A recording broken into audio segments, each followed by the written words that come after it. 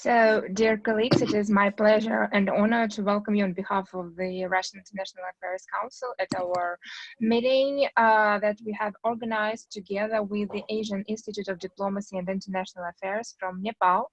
And I'm glad to say that I think it is our first roundtable and event devoted to Nepal and Russia-Nepal relations and Russia's and Nepal positions in the South Asia. And I hope it will pave the way for new and additional discussions on these topics. And today we have on board several distinguished speakers. Unfortunately, we have a slight change in the number of participants, but I think that the discussion will still be very interesting and thought-provoking. So together we have with us our Russian International Affairs Council Director of Programs, Dr. Ivan Timofeev, former ambassador of Russia to Nepal, Sergey Velichkin, and professor of MGIMO University and Higher School of Economics, Sergey Lunev from the Russian side. And from the Nepal side, we have Ambassador Shrestha, former ambassador of Nepal to Russia, and Dr. Shyam KC, research and development director of the Asian Institute of Diplomacy and International Affairs. And I would kindly ask all our distinguished speakers to keep themselves muted once they are not speaking, so we don't provoke any technical glitches for the live stream. And I'm happy to welcome all our audience that are following us live.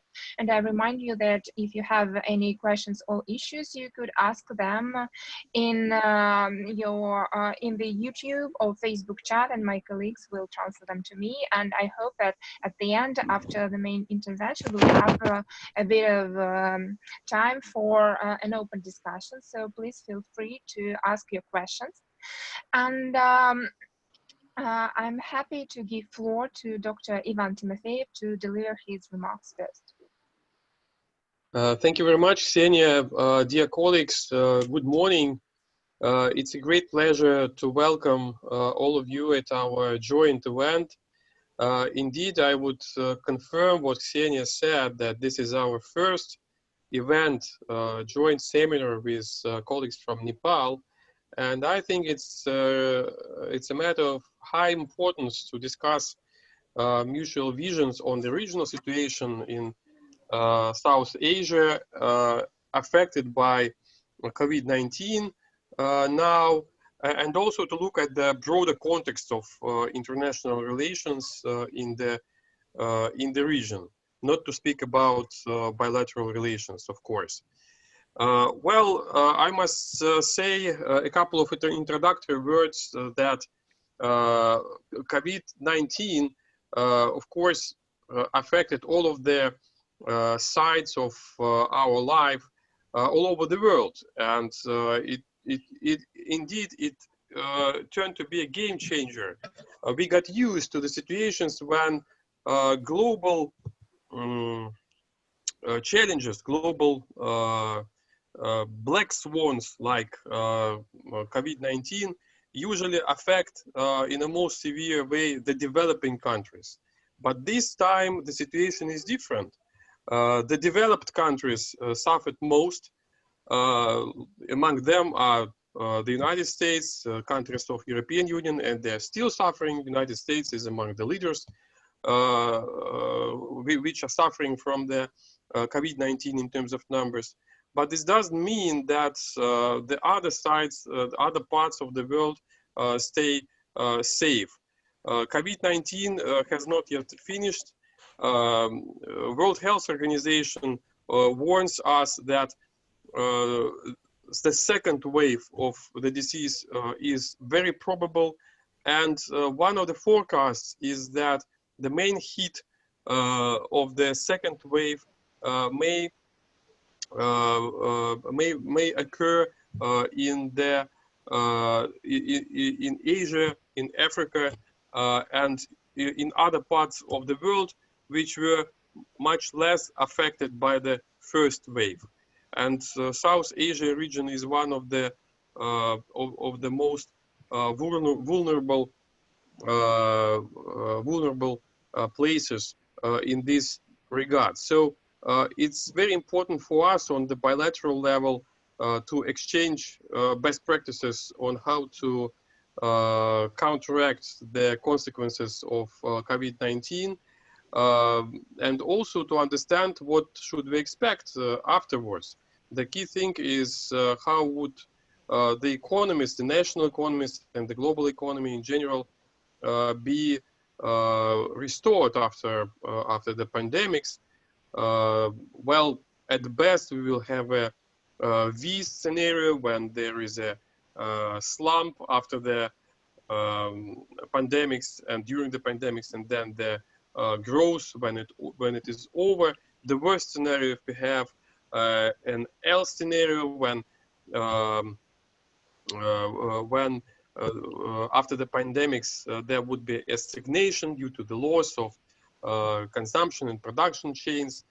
Indeed, this is a huge challenge for both of our countries and for every country in the world, actually. Though this challenge has, of course, different substance for us.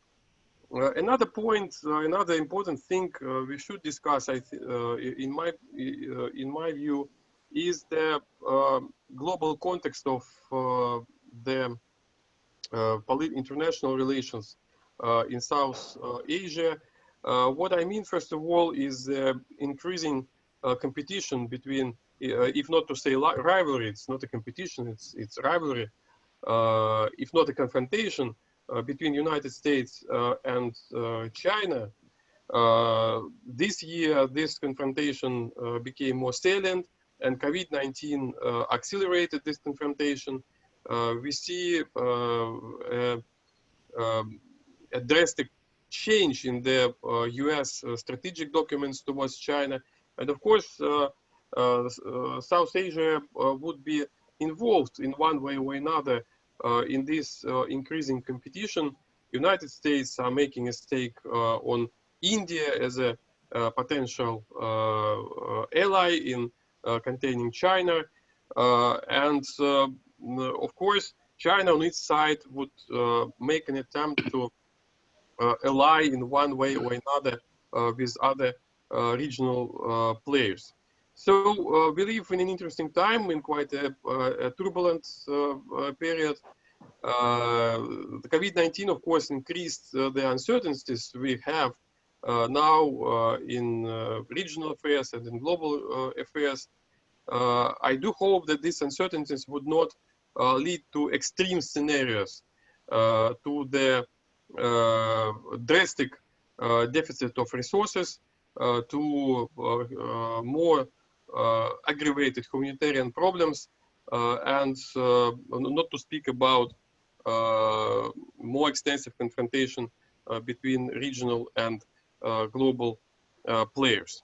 So that was these were my introductory remarks, and I would be glad to hear the reflections from the Russian experts who are who deeply understand the international affairs in South Asia, and of course the remarks and statements of our colleagues from Nepal. Thanks.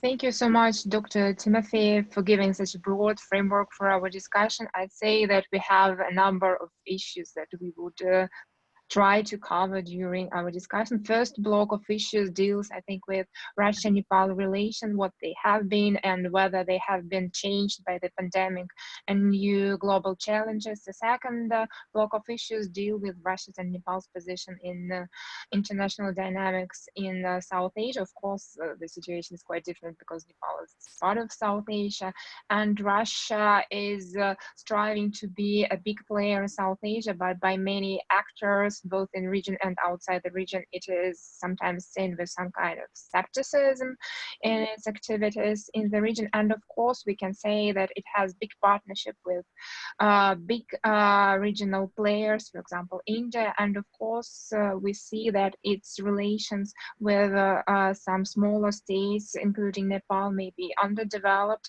And I think it could be a task for us to look at how these ties could be improved and this partnership could be grown. broadened. And then, of course, we have the probably the broadest and the largest number of issues that we could discuss. These are new challenges brought about both by COVID-19 pandemic and other international trends that existed before that, but have been exacerbated by the pandemic. And those are, I think, the challenges that Dr. Timofeev has described. First of all, this is the pandemic itself and the global recession. Then we have the technological shift that occurs all over the world. And of course, this is the changes in the strategic dynamics and the growing rivalry between China and the US. And that I think most of the states in the world find themselves increasingly put into this fight in some or another way. And with this brief introduction, I'm happy to give floor to our next speaker, Ambassador Shrestha from Nepal. Please, the floor is yours. Yeah, good morning to Russian friends and good afternoon to South Asian friends. This issue, post-COVID-19 pandemic, the relationship between South Asians and the relations with Russia, this is in difficult days also, in these difficult days also, they have better understanding, cooperation, particularly in South Asia. Russian helicopters are very useful for taking relief operation and supplies in remote areas. So in almost all South Asian countries, the Russian helicopter is a reliable transport means to carry on teams for treatment and the supply of related medicines and equipment. That is one aspect. And SAARC also revitalized to deliver and support each other in these troubled days to address the COVID-19 pandemic. So there was video conference between SAARC countries. So SAARC, after a long interval of stand still position, it is reactivized to cope up the COVID-19 pandemic. WHO also helping and coordinating in these efforts, but USA is not cooperating, even withdrawn help from WHO. That is very sorry state, but other countries helping each other, particularly China and Russia is very active in South Asia countries to deliver equipments and medicines. So we felt most need of mutual cooperation. This COVID-19 pandemic is a global phenomena, and there should be global cooperation and understanding and more active regional cooperation, and each country should take their responsibility to cope with these problems to the common citizens. So international and regional cooperation is needed more effectively to cope with this COVID-19 pandemic. The countries in this South Asia is trying their best, and Russia, we are hearing that Russia is trying to develop vaccine. A vaccine is the last solution. So we are eagerly waiting for success of its experiment, which is going on there in Russian academic institutions. So there is a ray of hope that we can overcome after this vaccination successful test. Thank you. Thank you so much, Ambassador, for your short intervention highlighting the situation with the COVID-19 fight in terms of regional cooperation in South Asia. And now I'm happy to give floor to our next speaker, Ambassador Velichkin. Please, Sergey Vasilyevich, the floor is yours.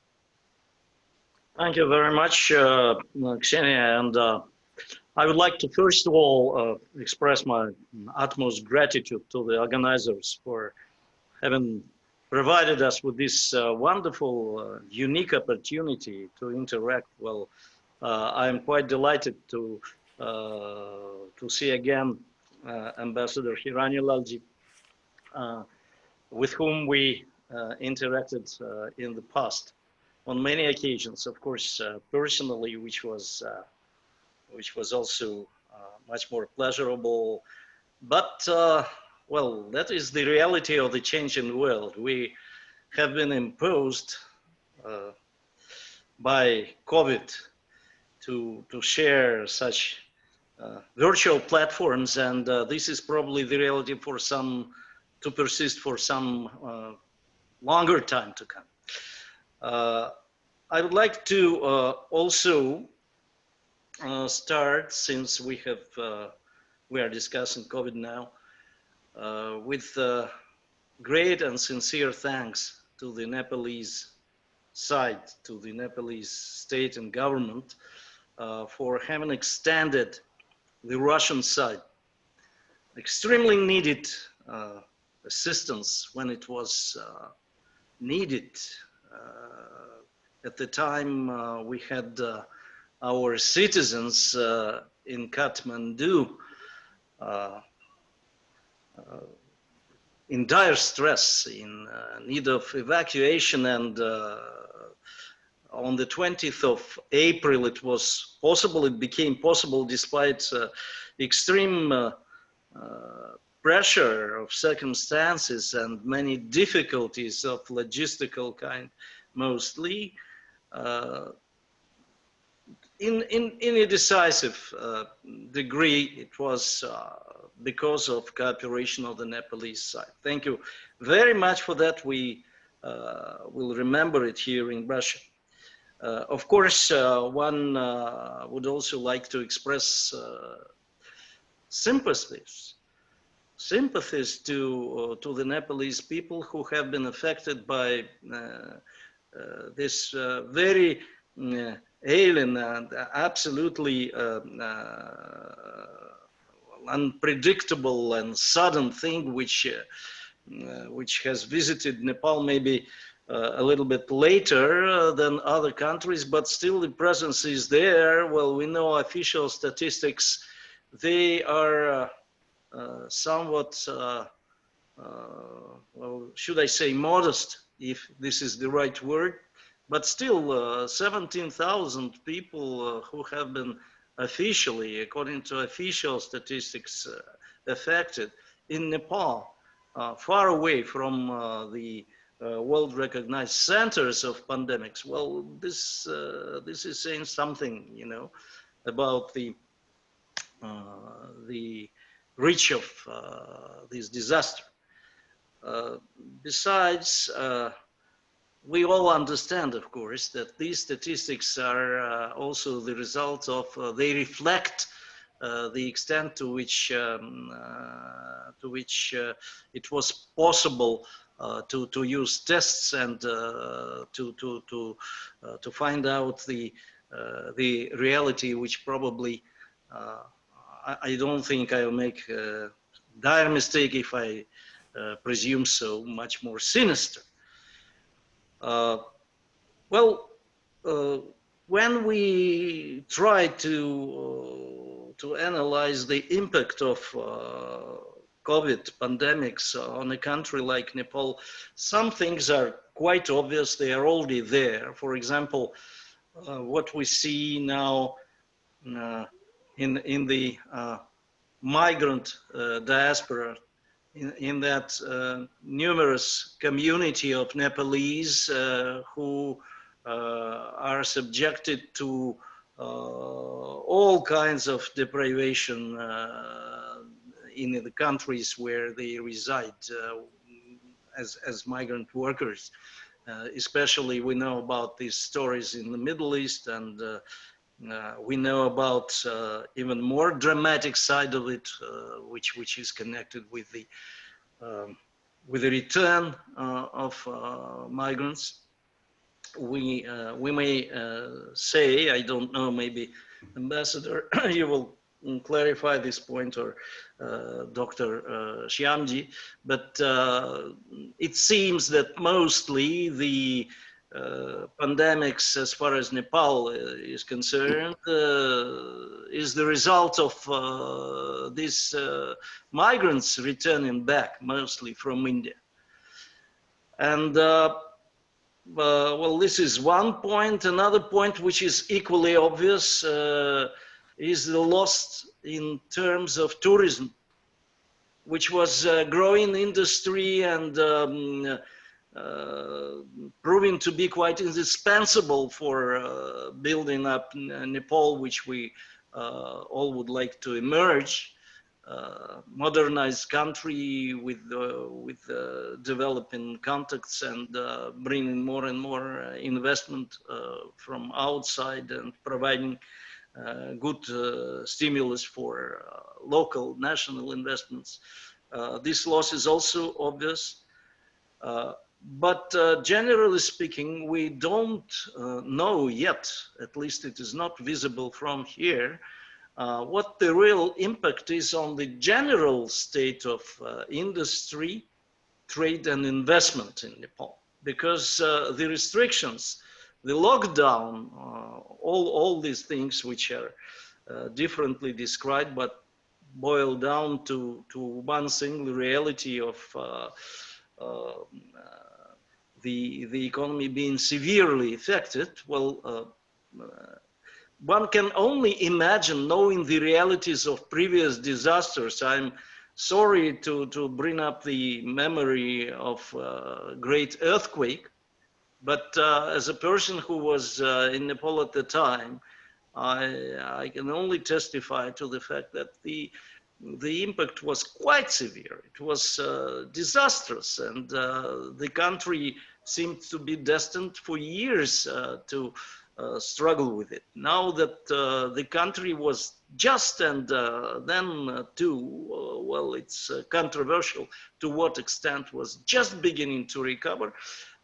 This thing, well, not so obviously now, but is starting to obviously affect the state of the prospects of investment and trade. And well, I think that these are the things which we should start with when we review the present situation. As far as the political side of it is concerned, well, there is unfortunately no geopolitical holidays. It is impossible. All the truths, some of which are rather controversial and sad, or saddening truths of geopolitical controversies and rivalry, mostly of other international actors affecting Nepal, are still there. They are not going to disappear, by no means. And most of the things we know about the international dynamics at present, they indicate that such rivalries may be exacerbated. It has been already mentioned by Dr. Timofeev. I think we'll come to more detail when we come to that. And this special, very special way in which COVID demonstrates its presence in the Asian countries, and not only, let's look at Brazil and some other countries in Latin America, and there hasn't been yet the last word pronounced from the Black continent, from Africa. Well, it also suggests that there might be some diversions of geopolitical projections of rivalries and controversies, which might change the overall dynamics and its impact in closer home to Nepal. So this is how the general situation suggests itself in my eyes. That's what I would like to start with. Thank you so much, Ambassador Velichkin, for highlighting the impact of COVID-19 pandemic on the global situation and also the situation in Nepal. And I think it's very important to take that into account when we try to identify the challenges and opportunities for Russia-Nepal cooperation, both bilateral and within South Asia. And I'm happy to give forward to our next speaker, Dr. KC from AIDIA Research and Development Director. Thank you very much. Just a quick correction, I'm still to be a doctor, so please call me Mr. And thank you, firstly, as being a part of AIDIA, one of the hosts of this discussion, please kindly allow me to take this opportunity to express sincere appreciations for all the esteemed speakers for your valuable participation and interventions. And also I'd like to thank Russian International Affairs Council and the members for this great partnership. And secondly, it's my truly distinct honor to share this platform of virtual discussion with such a distinguished panel of experts. Now, I'll try to share some of my understanding on the subject of today's discussion. We know that humankind is facing one of the greatest public health crises in the generation as a result of COVID-19 pandemic. We already knew that around like 600,000 lives have been lost worldwide. And besides this, it has also already impacted severely in the global socio-economic outlook with the wide-ranging repercussions. Though we have some encouraging results in the development process of COVID-19 vaccine, including some recent news from Russia, like Hiranya just stated, and also gradually lifting the restriction measures. But we know that Ivan Sir was talking, there is a potential second wave of virus. So I think the coordinated regional and global strategy for dealing with this virus is absolutely necessary. In this backdrop, I'd like to highlight a couple of points. I think where South Asia and Russia should work closely under this pandemic. The first and foremost is I think setting the respective response strategy to battle against the virus yourself, or the relative success and failures of country-specific strategy in dealing with the COVID-19. As I stated earlier, though we have some positive results from the initial trial of the COVID-19 vaccine, but until now, and I think maybe for 2021, we have to deal with the pandemic only with these existing preventive measures. So in this context, I think exchanges of experiences can be vital for each other, especially in the context of a second wave. For instance, if we look at the South Asian countries, Sri Lanka has been better, mainly because of early lockdowns and a comparatively high level of coronavirus testing and effective public health surveillance system, which is also oftentimes cited as the good health outcomes as at the low cost. So if we look at the Indian scenario, I think it's not doing comparatively good in responding to the pandemic. But if we take the example of some of the state of India, like Kerala, then I think it has responding very effectively with this prompt response on, timely response, and also because of the experiences of managing disaster and disease in the past, something like a Nepal outbreak in 2018. So I think the experience sharing is also the very crucial area that we need to take into account. This second thing I'd like to highlight is sharing the approaches of easing the lockdowns and economic reopening is also crucial. WHO has stated that slow reopening of economy can be the pragmatic strategy to adopt in this moment. We know that like COVID-19 has been causing the international trade with disruptions in the global supply chain. We know that tourism and travel industry have been relentlessly impacted due to global travel restrictions.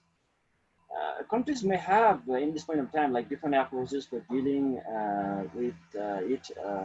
I think by like immediate and long-term policy measures to mitigate the economic fallout. But at the meantime, being a part of this globalized economic system, we also need to have like global response. Maybe like country A is doing better than B, but at the end, A will also suffer because like because of the like indirect repercussions from the disrupted global supply chain.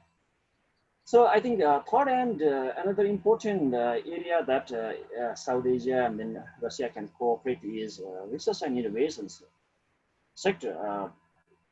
I would say like there should be a very fresh impetus from for intensifying ongoing research project that many South Asian country and Russia shares together, and also discover the new field of cooperation as well. Like this pandemic has also taught us the lessons or compel us to realize the significance of digital economy, digital governance, and so on and so forth. So I think we need to give a kind of fresh stimulus to it, where like South Asian countries and Russia can work together. And I must say that Russia has very technically far ahead than many South Asian countries. But at the meantime, like while we're talking about the Russia and South Asia, I think mostly it is like dominated by the Russia-India and Russia-Pakistan relations, and to some extent Russia-Afghanistan relations. We must have to like acknowledge that. Besides like strategic partnership between India and Russia, both countries have been also like sharing the different kind of platforms like BRICS, G20, SU, and RIAC, Russia, India, China, like a consolidation mechanism, and so on and so forth. So I think one of the more participatory existing regional architecture that we have while talking about South Asia and Russia relations, then it is, in my point of view, the Shanghai Cooperation Organizations. Definitely, like besides global institutions like UN and WHO, in like SU, we know that India and Pakistan are like before 2 or 3 years back, they became the full member state of these organizations, and Afghanistan is sharing the platform as the observer state, and Nepal and Sri Lanka is as a direct partner. So I think these cooperations can be also strengthened through this regional architecture. While like underlying some of the specific areas cooperations between Nepal and Russia, I think we need to have work very closely in order to promote trade, tourism, and then enhancing energy cooperations, among others. Technological exchanges, and then I mean like implementing the joint research and innovation should be the priority. We have been hearing that some of the institutions are from Russia and Nepal are already cooperating in this front, and that is quite good, I would say. For instance, like that Russian technology and then expertise linked with the hydropower development is very renowned, and the cooperations in this field could be very paramount importance in order to like develop the potential hydropower in Nepal and build the cooperations in the sector. While like talking about that, I think we do have some sort of like Nepal Russia joint working group on energy cooperation in the past, which is not, in my point of view, like working very actively. Maybe like it is the good time to revitalize that kind of mechanism in order to boost our trade. And another area of cooperations could be, I would say that agricultural cooperations. I think that Russia in the past people are doing very good in the agriculture sector, but as per my knowledge, it is really like revitalizing this agriculture sector with the innovation and technology. So I think as Nepal is also dependent upon the agricultural sector in many ways, so this is the area that can be further of great significance. And another area could be like education cooperation. We know that Hiranya can explain more about this, that in the past, like there are so many Nepalese who are going to have their higher education in Russia, and but the flow is I guess comparatively low now.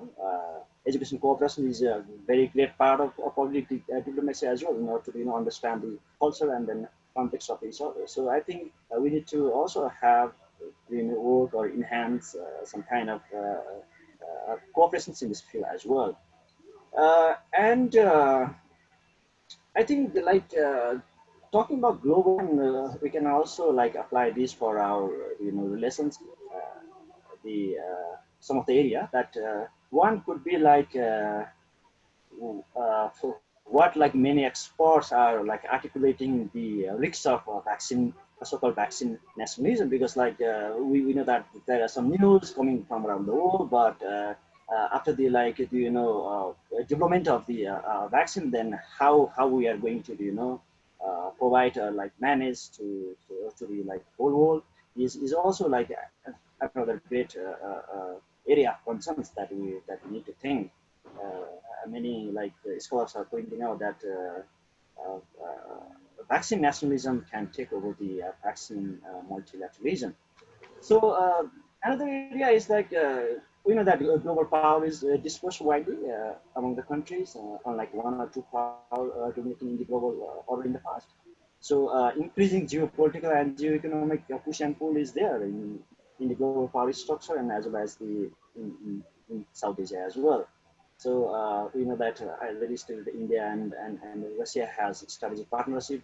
Recently, Russian defense minister visited Moscow in this a lot of time there. Like they do have Russia and India do have like some agreement of purchasing S-400 missile defense system. So I think one of the while we're talking about South Asia and then Russia, then as Hiranya highlighted earlier, defense cooperation is also one of the major part that we need to take into account. But definitely with this like uncertainty, with this and COVID pandemic, already like we are seeing kind of economic nationalism and somehow kind of deglobalizations. But with this COVID-19 pandemic, there is more uncertainty in the global supply chain than how like factories, like industries are going to operate in the future is a great concern. So there is uncertainty. I mean, like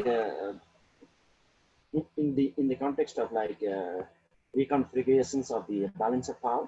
So there is like a new interest coming up that we need to match. We need to also take account of these changing dynamics of our relations and strengthen our cooperations for mutually beneficial relations.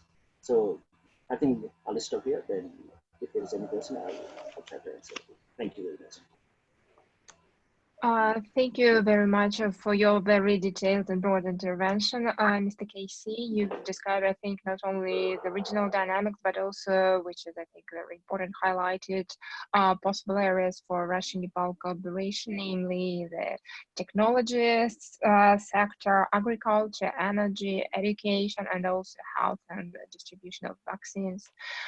Thank you so much for your intervention. Before I give floor to the next speaker, I'd like to remind our audience that follows us live that they could ask questions in YouTube or Facebook chat, and then I'll pass them on to our speakers. And now I'm happy to give floor to Professor Sergey Lunev from MGIMO University and High School of Economics. Please, Sergey Ivanovich, the floor is yours. Oh, thank you very much, dear friends and colleagues. First of all, I would like to thank the organizers for giving the opportunity to speak to such an enlightened audience. I don't want to speak about COVID-19. I am not a great specialist, in it. And of course, the pandemic is not over, and the results are very and very dim, because now the crisis came to the developing countries from the developed ones. And the results, it's impossible to foresee, in my opinion. Some experts like to speak about the end of globalization. I am not so sure about it. If we recall the world economic crisis a dozen years ago, there were also voices about the end of globalization. But nothing has happened in spite of the growth of nationalism and jingoism. It was also during this world economic crisis. And there are different categories of globalization. For example, it's possible to speak about informational civilization, due to which we are able to hold this webinar. And really, we see real globalization in this field. There is economic globalization, there is political globalization, that is not so evident, and civilization globalization. There is no globalization in the process of culture, civilizational things. If you permit me, I am a researcher. I would like to concentrate on the context of Russian policy in South Asia, and to speak mainly about South Asia, because I hope it is the first webinar on this situation, and it is absolutely necessary to see the context, of the whole things. The geostrategic position of the region is very peculiar. India is in the center, and other states are located on the edges of the subcontinent. Geopolitical realities play a huge role for the system of interstate relations in the region. South Asia is characterized by a complete asymmetry. India has superiority in different spheres: 74% of the territory, 83% of the gross national product, and this dominance has a serious impact upon the whole system of international relations in the region. South Asian countries have a number of common cultural and civilizational values. There is the psychological factor. In the past, the countries of South Asia were colonies or semi-colonies of Great Britain. The common history and unity of tasks, which stems from historical development and the unequal position in the international division of labor, certainly cement their ties. However, centrifugal factors are also active in South Asia. India's dominance in the region causes its neighbors to distrust the republic and creates a sense of their own helplessness. This leads to their desire for other great powers to become more active in the region, acting on their side, and trying to involve the world community in resolving disputed bilateral issues. For India, all this is unacceptable. The country has always sought to strengthen its position in the region, to resist the attempts of great powers, especially global ones, to be independent actors in the regional system, and to act as intermediaries. It is worth noting such problems of relations in South Asia as religious heterogeneity in three countries. The Muslim population is predominant in two Hindu and in two Buddhist, with the presence of religious minorities and the growth of fundamentalism in almost all countries. It's necessary to note the psychological perception of India as a center from which peripheral areas developed in the past. A number of different national values, traditional and modern, different political systems, economic strategies, and levels of socio-economic development. All of this has found concrete expression in the complications of India's bilateral relations with its neighbors. Territorial and border issues, religious, ethnic, and immigration issues, water resource allocation, militarization, nuclear problems. South Asia is gradually rising in the system of China's foreign policy priorities.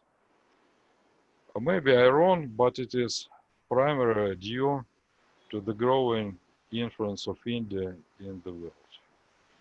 In the future, unfortunately, both powers will consider each other as strategic rivals, despite the fact that in the near future they are ready to cooperate in a number of areas, including global ones.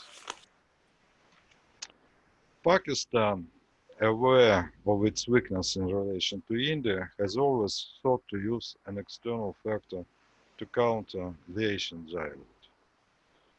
Islamabad places special holds on Beijing and is one of the most reliable partners of China in Asia. Of particular concern in India was and is the military political ties between Pakistan and China in the field, especially in the field of nuclear weapons. But since 1994, Beijing has stopped providing open support to Islamabad on the Kashmir issues, but Delhi still regards China as an ally of Pakistan. The Indian government and experts believe in the idea of China's alleged string of pearls strategy, according to which Beijing seeks to create military bases in the Indian Ocean region, in Pakistan, as well as Myanmar, Bangladesh, Sri Lanka. However, there is no real facts to accept this concept. Even in Pakistan, China didn't establish a naval base in Gwadar, where it built a port. Only in 2017, Beijing has opened its first real foreign military base in Djibouti, but it only serves as logistics support for the Chinese Navy. On the whole, the South Asian states regard China as a counterweight to India's hegemony in the region and consider China as an extremely important economic partner.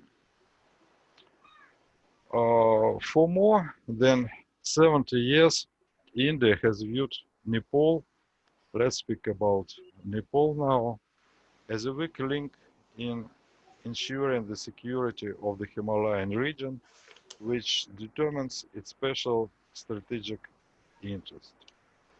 Through Nepal, China is able to enter Indian territory and to cut the northeast from the rest of the country. Theoretically, Delhi can gain access to Tibet, which will not bring any military benefits. In my opinion, main foreign policy of Nepal for more than 2 centuries is to preserve national unity and identity. That's why, after the royal coup of 1960, Kathmandu has begun to actively develop ties with China in order to reduce its dependence on India. However, all the time, Nepal is dependent on the constant ups and downs in Indian-Chinese relations that plays a negative role for Nepal. If we speak about the current situation, the significance of Nepal for India's foreign policy was underlined by the fact that Narendra Modi made his third visit to the Himalayan country after coming to power. And before this visit, Prime Ministers of India didn't go to Nepal during 17 years. And the most important results of Narendra Modi's trip was the economic agreements. And China is also much more active in Nepal in the economic field. In 2013 already, China came out on top in the list of foreign investors. And Beijing reacted to the activation of India after Modi's visit and starts to offer Nepal new projects related to the implementation of the Chinese initiative to build a new Silk Road. Delhi's dissatisfaction with both the development of Sino-Nepalese relations and the discrimination in its view of the Terai population under the constitution caused the Indian government to impose restrictions on the transit of goods to Nepal. That significantly complicated the economic situation in your wonderful country. But now China gives a hope to Nepal to end in the future the economic dependence on India. So in short, I try to describe the contours of the situation in the region. If we speak about my country, it's necessary to say that I am a freelancer, so I can critique my own country as well. In my opinion, my country has had active foreign policy in Nepal and in other middle countries of South Asia only during dozen years after the mid-50s and 1971. After the Third Indo-Pakistan War, the Soviet Union began to look at other countries of South Asia almost exclusively through the prism of Indian interests. And in fact, cooperation with other countries except Pakistan has ceased.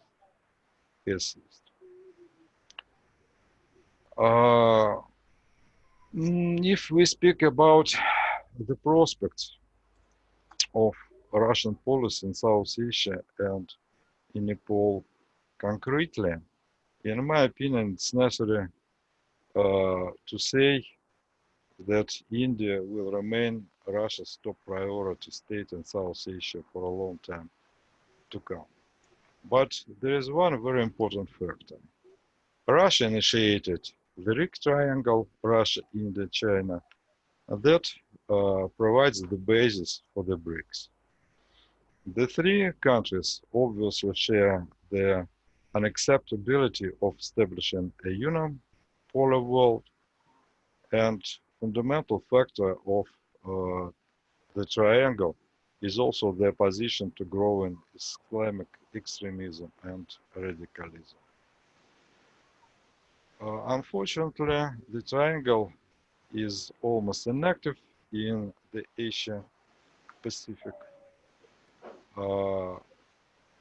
And bearing in mind that Asian giants are extremely cautious about any attempts to meddle in bilateral disputes, the Russian Federation can only facilitate certain increased influence of factors positive for Indian-Chinese affairs and weakening the negative parameters. And in my opinion, Nepal gives such an atonement. The economic cooperation in continental Asia with China and India is extremely important for Russia. It is possible to think about the creation of Indo-Russian-Chinese joint ventures in such fields as heat and power engineering and hydropower engineering, the construction of highways and railways, and especially tourist sphere. It was mentioned already, including the construction and modernization of airports, and His Excellency Shrestha has said about Russian helicopters. So it's necessary to elaborate some problems. Maybe they think can be considered to be rather fantastic, but in my opinion, it has certain potential. Thank you very much for your attention. Thank you so much, Dr. Lunev, for your broad perspective on the regional dynamics involving both India, China, and Russia, and the overall situation in the region. I think now that we have heard all the main intervention of the speakers, we could proceed with the discussion. And first of all, I'd like to ask a question to all of our participants. Some of them have already touched upon this topic, but I'd ask you to speak about the specific opportunities for Russian-Nepal cooperation that you could see, both that existed before the COVID-19 pandemic and have been changed or challenged, and also those that have sprung up or have been created because of the pandemic. So please first to Ambassador Shrestha. Almost all panelists understand Nepal better and very sympathetic to our delicate geopolitical situation. Very constructive commentaries I heard. So first of all, I would like to thank and appreciate panelist presentation. China, Russia, India, they are trying through BRICS and other forums, Shanghai Cooperation Organization, to develop multilateral development, multipolar world, instead of US unilateral hegemonistic regime they are trying to change. And China also developing roads, highways, and railways in Himalayan region. We are member of Belt and Road Initiative. So in Raswagadi, China's train will arrive after 1 or 2 years. So the Raswagadi, that will be the gateway of China to South Asia, and Russia also can use that gateway to reach by land route to South Asia. So it will open new avenues to reach by shortest route by Russia to South Asia via this Tibet-Nepal highway. So this will open new prospects. I suggest that Russia should take interest to develop and come through that route instead of going through Black Sea or other distance routes. We can have now short land route under Belt and Road Initiative project that Raswagadi Railway between Russia and through Russia, China, and then Nepal. And another position of Russia is that it is a common friend of India and China. Nepal is in between these two, Chinese and India. So Russia being a reliable friend of both India and China, in certain sectors, sensitive sectors, Russia can invest in Nepal in hydro sector, in east-west railway sectors, and other infrastructure development. Also, so it is right time to take initiative and be very activate in Nepal. Both our big neighbors will be happy to see Russia instead of Western hegemonic game. So Russia's presence in Nepal, its reactivized cooperation will be very helpful to address new geopolitical developments in this region. particularly the multilateral world development, the new trend of globalization. There should be more active, positive role by Russia in South Asia. That will be appreciated by all South Asian countries and China also.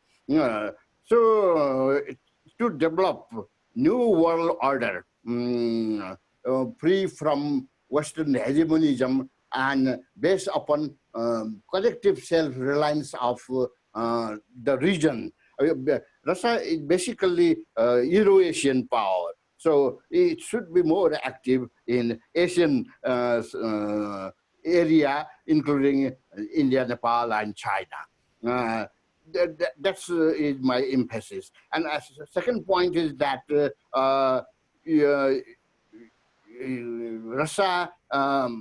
Russians, those who were in Nepal during COVID, they were safely taken back by a special plane. And Russia mountaineers and trekkers, they are very fond of visiting Nepal by and again. They are the oldest and continued visitors of Nepal. So they are developing this helicopter tour projects and different paragliding and other projects. Russians are there. So tourism is this reliable sector where Russians can invest. And we have uranium deposit in Mustang area large. So we can use and process it and have a power generation. And big power will compete. Russia will be acceptable to both our Russia, two neighbors, China and India. So this uranium big projects, Russia can be involved in Nepal. So there are other new prospects also, but I suggest that take active role, because we have railway link with India and China. So don't think that Nepal is a small market. Yeah, it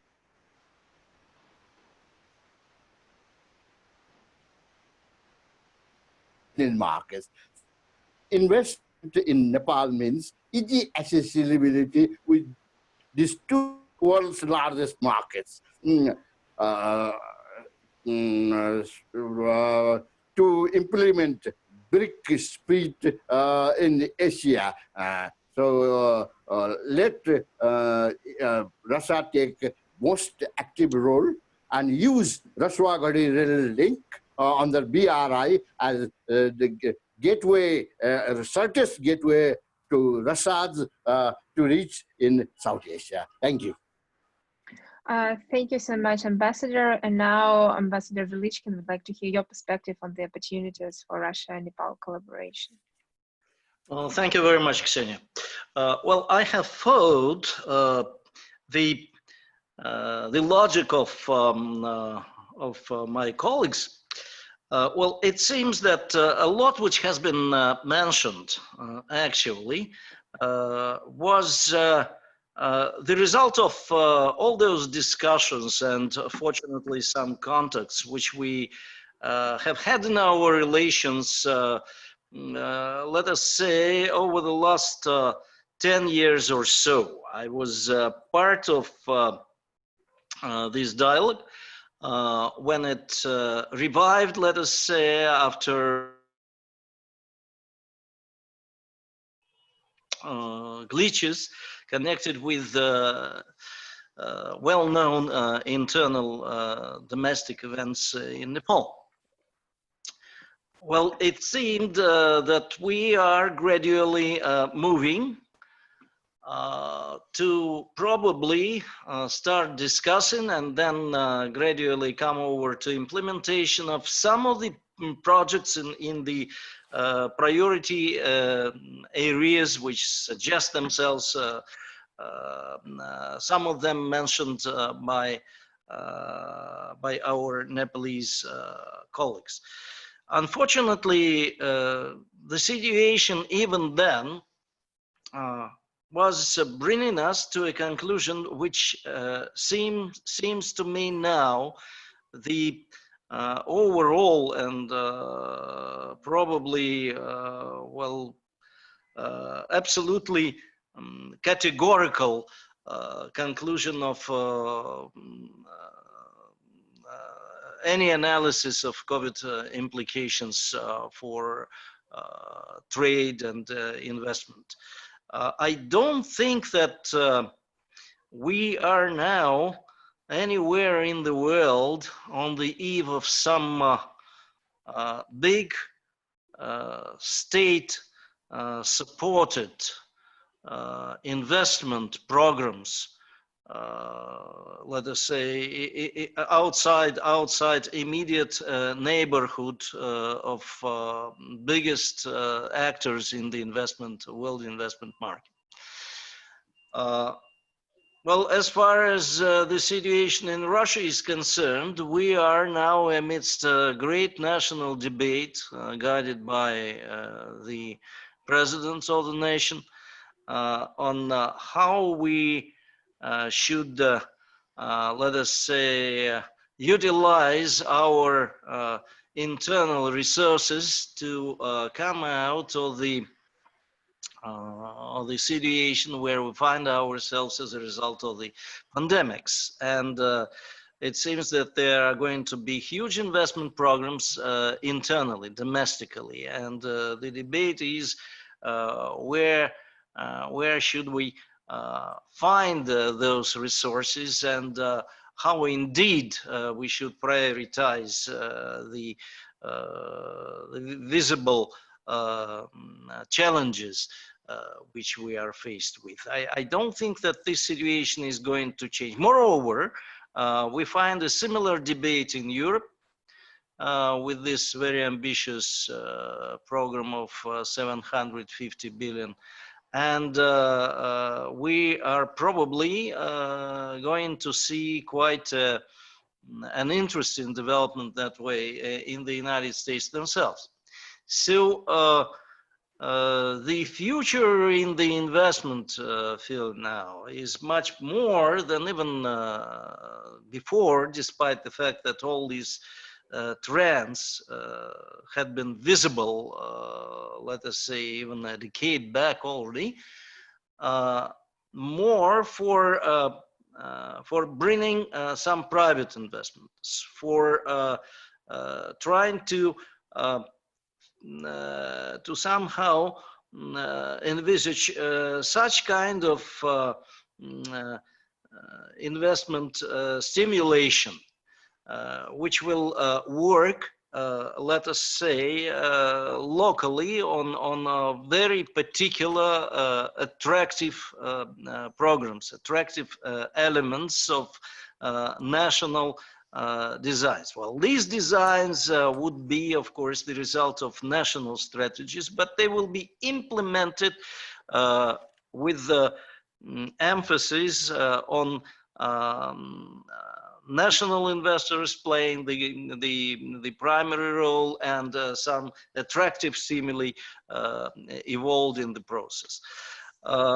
Well, we, as I said, were very close to having some concrete vision for those priority sectors which have been mentioned, like energy, for instance. In September last year, Director General of State Corporation Rosatom Yuzhnaya Asia, Shevlyakov, visited Kathmandu, and they had extensive discussions with the Energy Minister Barshaman Poon. They discussed the prospects of Russia's participation in Nepal's energy projects. Well, there was a round table with the participation of Nepal-Russia Trade and Industry Chamber and Nepal Academy of science and technology. We had a number of other interactions, and most importantly, we had, after gap of many years, the visit by Nepalese foreign minister, Mr. Gyawale, quite recently, and we thought that, and we had reasons to believe that given the clarity which emerged as a result of these discussions regarding priorities, we would be trying to substantively advance our cooperation in those priorities.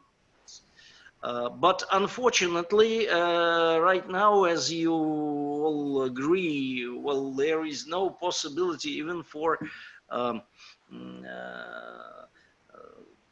continuing such kind of dialogue and diplomatic contacts. I'm sure that the last word has not been said on that, but I still believe that we'll have to proceed in a way which will advance the role of Russian private sector to the center stage. Unfortunately, our experience here has been not so much encouraging. We have only very few and very small individual investors in Nepal. And the reasons are quite obvious, because the situation, it is best known to our Nepalese friends themselves. The situation now in this line is such that it is extremely difficult, even for actors from the two neighbors, to come to Nepal and immediately start some new project without much ado and within some foreseeable time. It is a matter of Nepal reacting to this very sad and unfortunate reality. Well, I think that, for example, the helicopters which were mentioned by Ambassador Shrestha, and I think that this is very good and promising field. And I remember how our helicopter, which came amidst immediate post-earthquake crisis in 2015, how it arrived to Kathmandu just in time, literally, to carry this relief to remote villages. I was on the first of such flights with the Prime Minister of the time and the army chief, and I remember the welcome extended to us, and I remember the kind of discussions we had.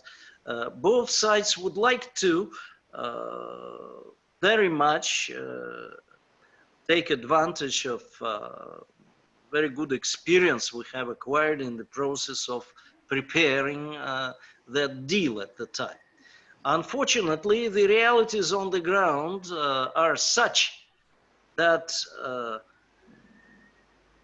there are very many reasons which make even the implementation of the contract signed in December 2017 for the next two military and transport choppers, Mi-17B5, very difficult. Partly, it's the result of the situation in the sphere of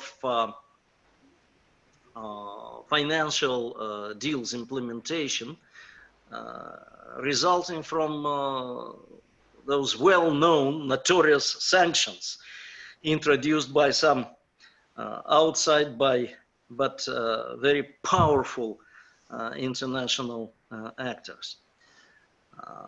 But there are also some technical reasons, and well, I look forward to our advance in this line, but I see some very big difficulties. Well, tourism, of course, is very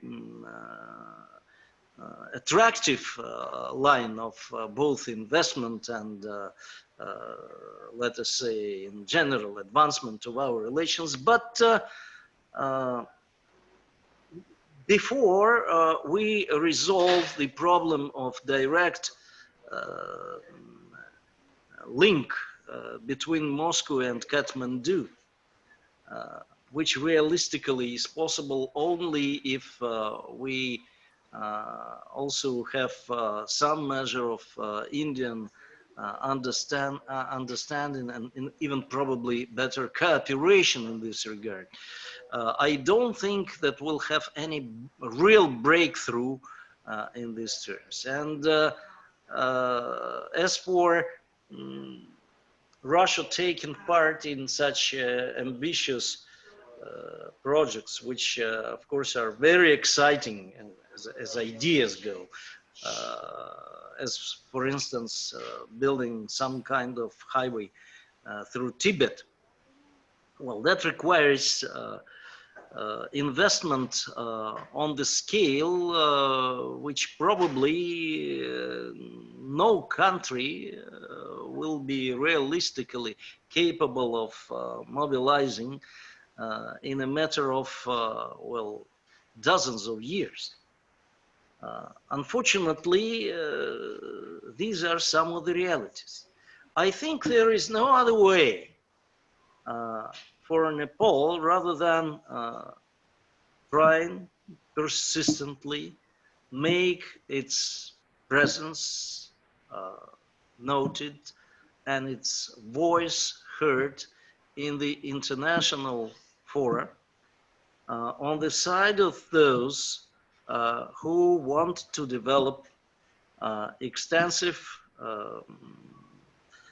infrastructure networks on the continent. I'm very happy that Nepal, during my ambassadorship in Kathmandu,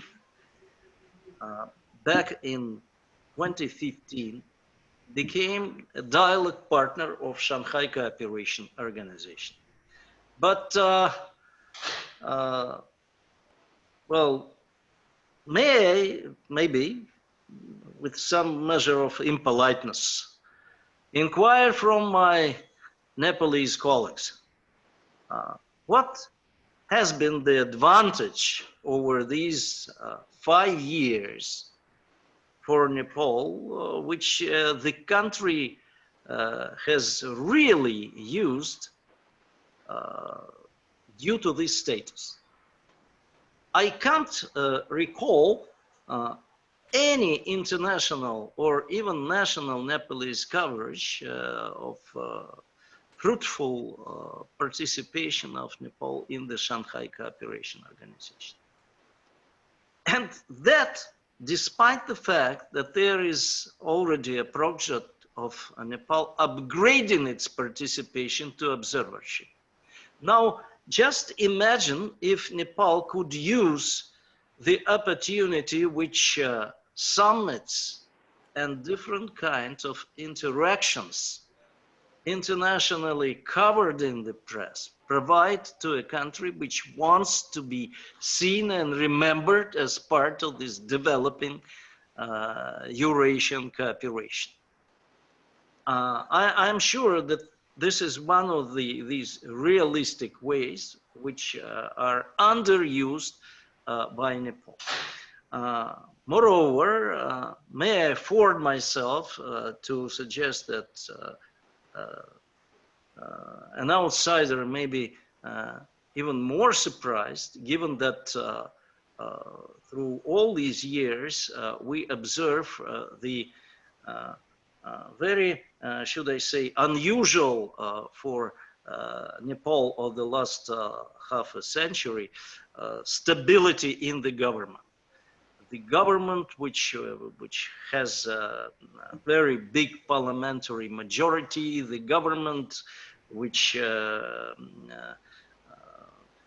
presides over uniquely uniform ideologically cabinet of ministers, where one can hardly expect any opposition to developing such ambitious international projects. Well, I must say that there are more likely ways to advance the case of Nepal internationally and to have a measure of cooperation with Russia as a very understanding and reliable partner in Nepal, wherever we were represented in the same international bodies, down from United Nations to all other international engagements, like Interparliamentary Union, like some bodies which combine the functions of interaction between professionals and countries. I would say that this is a matter of some improved professionalism and activized role of national public opinion to advance and pressure for more active foreign policy targeted to implement Nepal's more active role in international and regional affairs. Well, as for the geopolitical background against which it all is happening, I wouldn't go as far as suggest that Russia somehow is too shy to plunge into South Asian context, but our vision is no secret to the outside world and our partners, and what is normally described as special Russian-Indian relationship is, after all, very much a bilateral project. We are not simply projecting vision into this bilateral relationship, but India equally is very active doing that. I would say that this is a very remarkable aspect of our relations with India. And Nepal could, without encountering any resistance, I would say, from on the part of anybody or any side, might be also much more active in those international problems through interaction, resolving which such important international phenomena as, for example, Russia-India relationship are really emerging. It is another matter that, of course, at the moment, we can see a very non-constructive approach on the part of some non-regional forces which try to master new alliances based on a particular interventionist and non-cooperative visions of the world.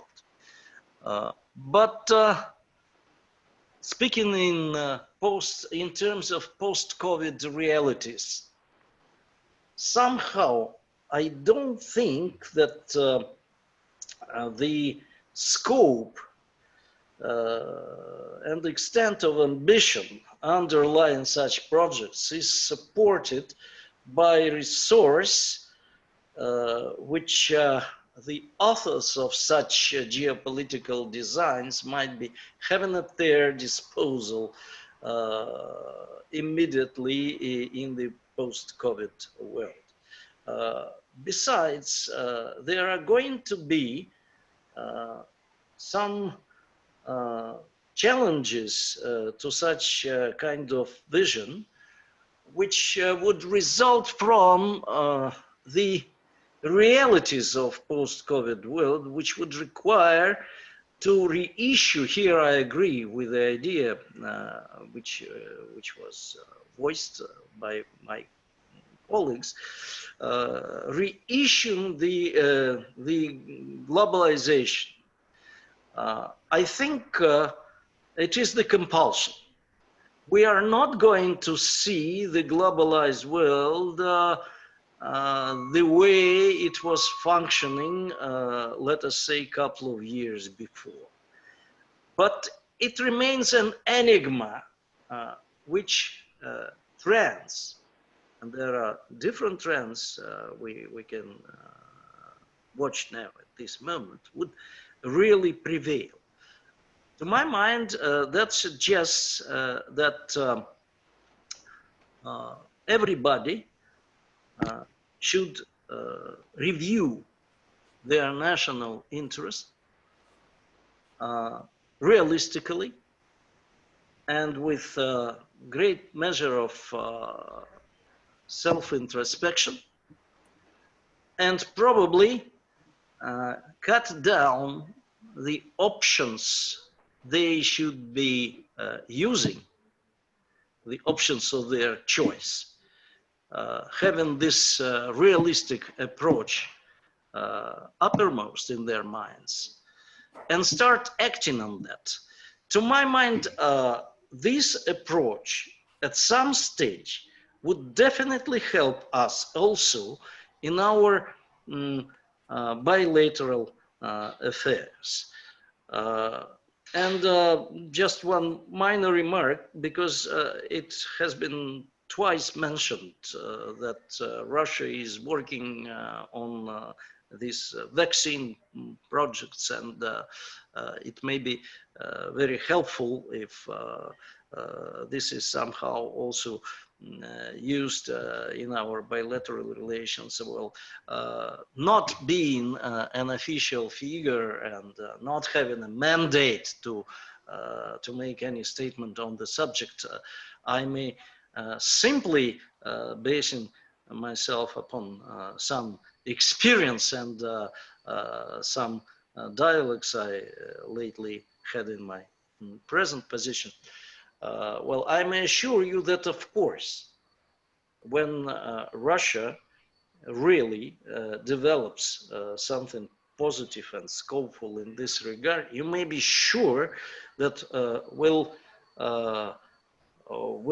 do our utmost to make it a part of a great international cooperative project. Just look at the present controversy which United Kingdom has inadvertently started when some people in the Foreign Office there chose to suggest that Russian spies have tried to penetrate the secrets of this tremendously important work on the project of evolving some vaccine in the kingdom itself. From our side, immediately what followed, besides of course the repudiation of all these allegations, the press representative for the president of the nation said that, look, but AstraZeneca, which is the biggest gun, so to say, in the UK, working on the project, themselves already provided to us, due to our previous understanding and cooperation in the field, everything necessary to contribute to the mutual or international in its scope project of working on such vaccine. So our vision definitely is that we are doing it not only for ourselves but for our friends also. It is one of those things which may contribute atmospherically to developing our relations. But I must confess, I don't think that it has a lot of let us say, commercial substance in that. Commercial advantage is in our hands, in the hands of our private sectors of the two countries. And we should work on it together, and I expect that the Nepalese side, especially the public, the private sector, would be stepping up their activity in projecting Nepal in every way possible. Thank you. Thank you so much, Ambassador Velichkin, for providing such a broad perspective on both the Russia-Nepal collaboration, Nepal's prospects and Nepal's activities within the SCO, and also the global situation and regional situation. And now I know, Mr. KC, you have already described briefly the opportunities for Russia-Nepal collaboration in your first speech, but would you like to add something maybe? Yeah, I think like after listening to both the ambassadors from both countries, I have very like less to say. But let me very succinctly put something or like re-emphasize what I have already said. I think while we are talking about the like cooperations, as ambassador and all of our distinguished panelists has highlighted, we need to look at the cooperations sector like education, energy, and technology. I think that are the foremost priority sector we need to take into account. Like at the meantime, like while we are talking about the promoting tourism, but we obviously know that this is really on easy term internationally. But prior to this COVID-19, also like we don't have like direct flight from Kathmandu to Moscow, I guess, which was suspended from 2014. Due to the reason of commercial viability. I think if we need to promote, people to people connection and tourism, so we have to, reestablish such direct connections, I would say. And I think there is also one question regarding SAC. If you want, then I can briefly touch upon that as well.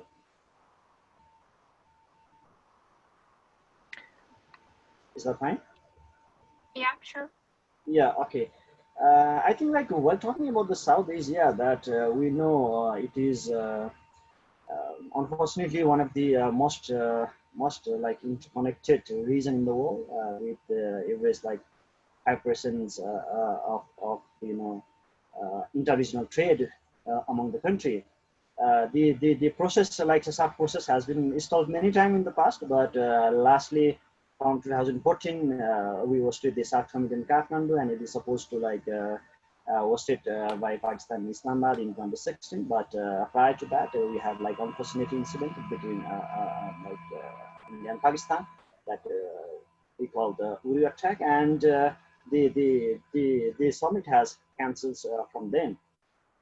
So I think we all know that the major issue that is acting as a major impediment to the success or like active investment of SAC is the tensions between Pakistan and India. That is obvious, and like I guess if we have to like highlight some of the major achievement of SAARC, then I would say like the establishment of the South Asian University, and similarly the establishment of the like tuberculosis center, and many others. But the main point is that we have like high ambitions that from the SAARC, but the result and outcome is not that much good, I would say. And talking about the like foreseeable future of SAARC, then I think it depends mainly upon India, and it has definitely like shifted its priority from like SAARC to BIMSTEC, another regional architecture in the region, which include like how the five other South Asian countries, and as well as it is also like sitting its priority to be like sub-regional fora like DIN, which includes Bhutan, Bangladesh, India, and Bhutan, Bangladesh, India, and Nepal. So I think my sense is that though we have like we have been talking about the revitalization of SAARC and then its process and its active engagement in the regional architecture, but that we must have to accept that in at least in foreseeable future, it is not going to be as desired, I would say. So maybe like I like to stop here. Thank you so much for answering the question on Russia-Nepal relations and also the question on SAARC. And now I give the floor to Professor Lunev for his brief remarks for the first question or these two questions, if you feel. Well, thank you very much. But after brilliant speeches of two ambassadors, it's very difficult to add something about the future of Russian-Nepalese cooperation, especially in the economic sphere. The only thing I would like to add that now Nepal is in a wonderful situation just to continue on the policy of balancing between India and China and to receive many profits. I'll just recall you of Indian experience of the 1960s. During this decade, the Soviet Union and the Soviet bloc has contracted practically the heavy industry sector in India, and it was the same as high technology in present times. And during the same decade, the United States gave for free $10 billion to India, and if we take this purchasing capacity, it's around $300–400 billion in present.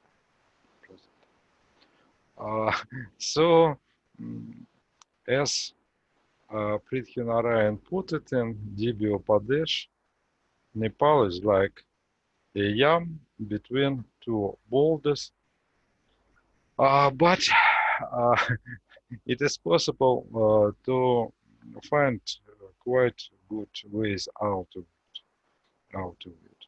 And as for the question on SAARC, Dr. Shyam gave a brilliant answer, just several details. Russia would like to have the status of an observer at last at the South Asian Association for Regional Cooperation. It's a very positive step. And many experts, of course, even wonder about the feasibility of further separation of SAARC. But this organization is very important for India, for example, because the absence of original organization will call into question the legitimacy of the status of regional power for India, for example. And SAARC gave a wonderful way for meetings and discussions, informal meetings. And it's a significant contribution of SARC to the cause of peace, because the number of bilateral meetings of country leaders in some forums exceeded significantly the total number of high-level talks held in South Asia between forums. And just my last observation. Of course, my proposition about triangular activity in Nepal maybe is considered to be some kind of absurd. But if we speak about our conference, even an absurd idea shouldn't be dropped without any discussion. Without any discussion, I was in Delhi in 1998 when Prime Minister Primakov suggested the idea of this triangle.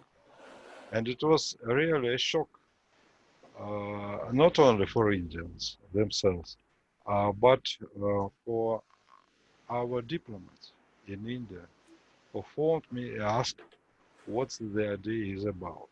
But now we see the creation of BRICS higher more than RIC as an initial initiative.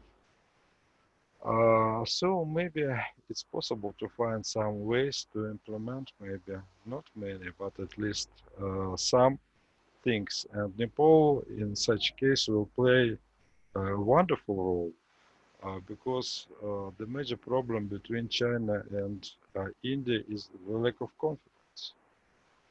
And maybe Nepal will be able to make at least some kind of confidence between India and China. Thank you very much. Thank you so much, Dr. Lunev. I think we're now nearing the end of our discussion. We have I can say these are questions, more like comments from the YouTube chat. So first one sounds like, I think that with COVID-19, national economies in Russia and South Asia could turn inwards to try to mitigate the effects of the pandemic on domestic economies. And the second comment deals with Russia-Nepal cooperation, and it states that technical education could be a good road for Russia-Nepal cooperation after the pandemic passes. And in midterm, it could be useful for implementing other potential projects like infrastructure. And we also have one question, like even two questions. First one is addressed to our colleagues from Nepal, and the question deals with the population's attitude towards Russia. So what is the Russia's image on the people's level in Nepal? And the second question deals with also cooperation in education and culture, and what are the prospects of this kind of cooperation in Russia-Nepal relations. And having stated these comments and these questions, I think we could now give additional, I think, 1 or 2 minutes for each speakers to sum up the outcome of the whole discussion and also follow up on these questions and remarks that have been stated by the discussion. And I think we can start with Dr. Timofeev again. You're muted. Could you please unmute yourself? Thank you very much. Yeah, can you hear me? Good. Yeah. Thank you very much, moderator, for well, first of all, for such a vibrant event, and I'm grateful to all of the participants for their contributions. I personally learned a lot on the substance of Russian-Nepal relations and on the views of colleagues from Nepal on the situation in South Asia. I share a lot of what was said, especially on the role of COVID-19 in international affairs in the region and in the development. I especially value the remarks by ambassadors by Your Excellencies on the humanitarian aspects of the Nepal's foreign policy and internal affairs. I trust that our seminar is the first in the line of the coming events. I do hope that we will continue our cooperation.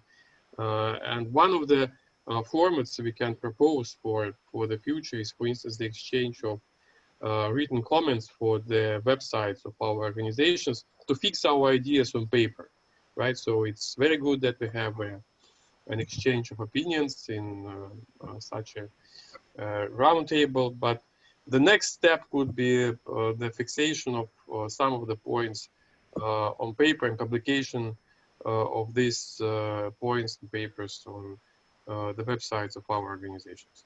Thank you.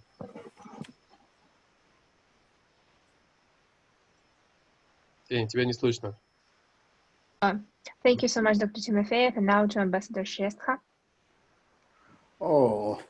Very fruitful discussions we have.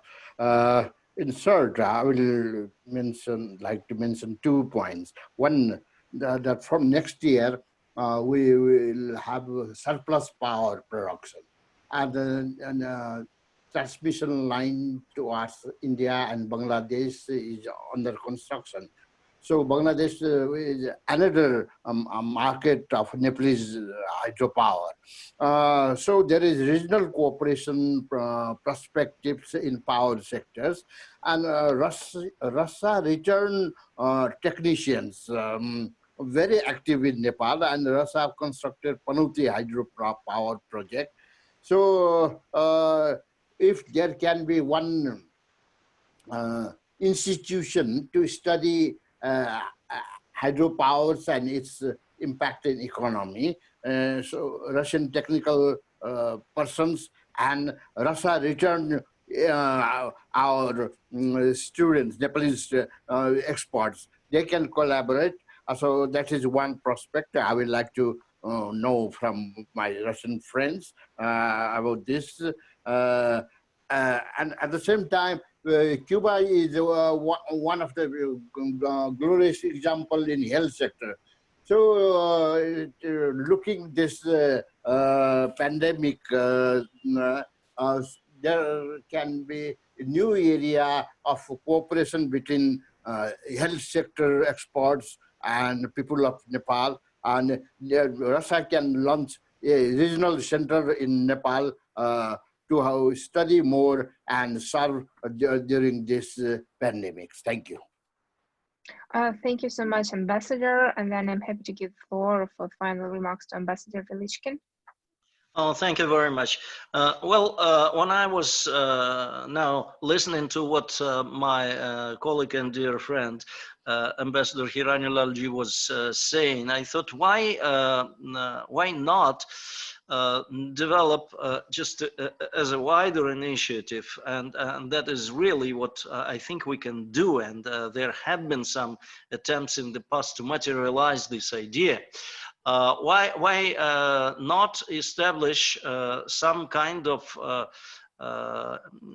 stable and institutionalized exchange between academies of science of the two countries? We have a number, they were identified in the past, a number of very interesting, very provocative fields in different branches of science, where we could come relatively fast to some publicly very attractive results, which could be easily made a sort of propaganda added value to the cause of our relationship, and result in something really substantive. We could even count the fallout, you know, even monetarily. Unfortunately, there has been some kind of slowdown in that. I don't know exactly why. Secondly, we have an important asset which was in passing mentioned in terms of our public bodies, public organizations like Mitrakunch, for example, and most of all Mitrakunch. I think this is something which needs to be always kept in mind. The work in this line should be continued. This is the background, the hope and belief which we must always have for the best future of our relations, and especially after this immediate wave of COVID worries somehow passes away. I mean, there are some symbols of the past which should be preserved. Some projects of the period which was mentioned by Dr. Lunev, for example, of that end of 50s and 60s, which are still there. The youth might be enlightened about them. There is emerging new symbol of that project in Lumbini of Buddhist shrine, which is being developed there now from the Russian side, from the side of some public bodies. In short, there are interesting things there. We should not forget them. We should build up on them. And I believe that the future of our relations is very bright. Thank you so much. Thank you so much, Ambassador, for your final remarks. And now I'm happy to give floor to the representative of other co-organizer, the Asian Institute of Diplomacy and International Affairs, Mr. KC. Please, the floor is yours for your final remarks. Thank you very much. I think the discourse is really enriching yourself. I also benefited from the expert opinion from the upper side of the country. So I would say that there is one question you just asked. What is the perception about the Russia and Nepal? I think I would say it's quite good in international relations. I think when there is like a kind of little investment or like then there are probability of the little problem and proximity and as the kind of sensitivity in the bilateral relations. But overall, I think there is very cordial relationship that both countries are enjoying from like since decades, and I would expect and I would wish that the relationship will flourish in foreseeable future. And I think this sort of track to a dialogue also in many ways immensely like supports in shaping the bilateral relations between Nepal and Russia that can be like mutually beneficial for the both countries. And once again, as Dr. Ivan was saying, definitely we can like write a joint research paper or like write in each other's platform about the like Russia-Nepal relationship. It is the like a continuous process. We don't need to like we don't have to stop here. We need to continue in like so many years to come with like new changing dynamics and scenario and contribute to advance Nepal-Russia relations. So once again, as being part of like organizing this virtual meeting, I'd like to express my sincere gratitude to both the ambassador from Russia and Nepal and Professor Sergey. Thank you very much. Thank you so much, Mr. KC. And now the floor for final remarks is to Dr. Sergey Lunev, if he's still with us, because I can't see him anymore. Yes.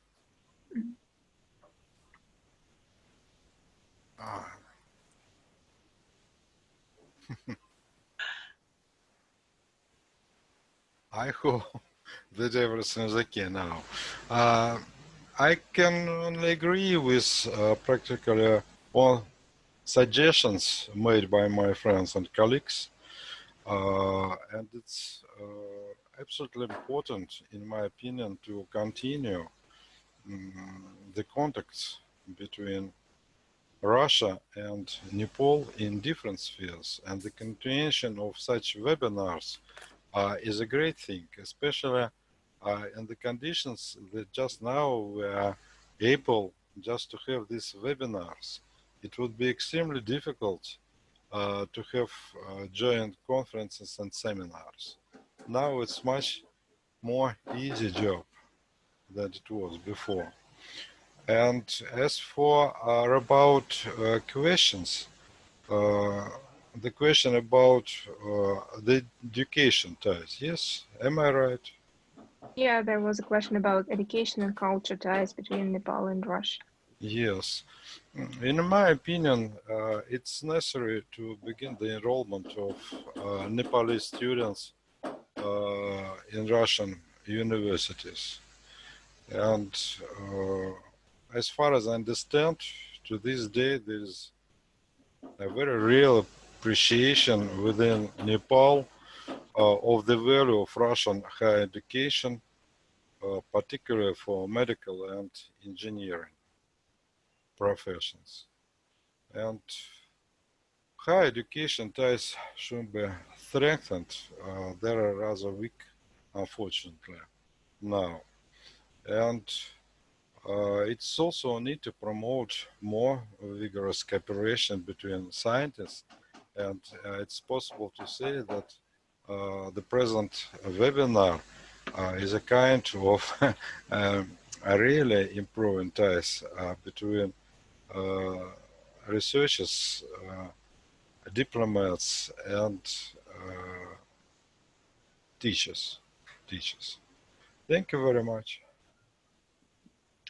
Thank you so much, Dr. Lunev. And with that, I think we can conclude our seminar. And of course, I would like to thank, first of all, our co-host from Nepal, Asian Institute of Diplomacy and International Affairs, for your initiative and eagerness, and of course, Mr. KC and all the staff of the institute that took part and helped us organize and put together such an interesting discussion. And our great gratitude goes to all our distinguished speakers that found an opportunity to speak at the webinar. Thank you so much, Ambassador Shrestha, Ambassador Velichkin, and Dr. Lunev for joining us today. And I hope we will have different opportunities to discuss Russia-Nepal relations and other interesting topics.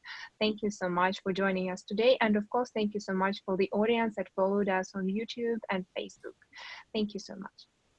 Thank you. Thank you. Thank you. Thank you. Goodbye, everyone. Goodbye. Bye.